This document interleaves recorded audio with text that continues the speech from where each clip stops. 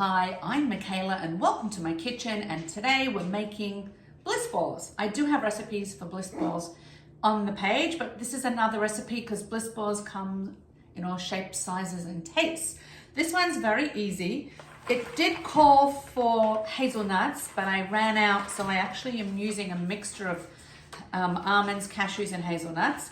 I also toast them myself. I get them raw and then I just dry toast them, and they just have so much more flavor. So we're gonna take our nuts and we're just gonna blend them up first before we add the rest of the ingredients.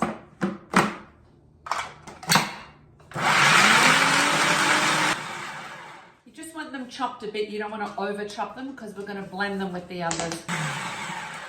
Okay, now to this, we're then going to add everything else. It's that simple. So we've got some oats.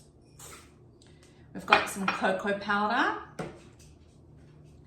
We've got some dates that I actually soaked. If your dates feel a little hard, soak them. It'll soften them, and then drain them. And then we've got just a little bit of olive oil and maple syrup. And we're just going to blend them all together. You can use coconut oil. I don't. I tend to use olive oil and everything. Now we're just going to blend this all up.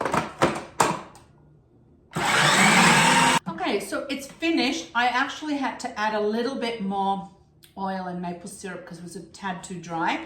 And then I actually added some peppermint extract to give it like a nice chocolate mint flavor. That's entirely up to you. And that's the beauty of Bliss Balls. You can really add whatever you want. You could have added some dried fruit in here too.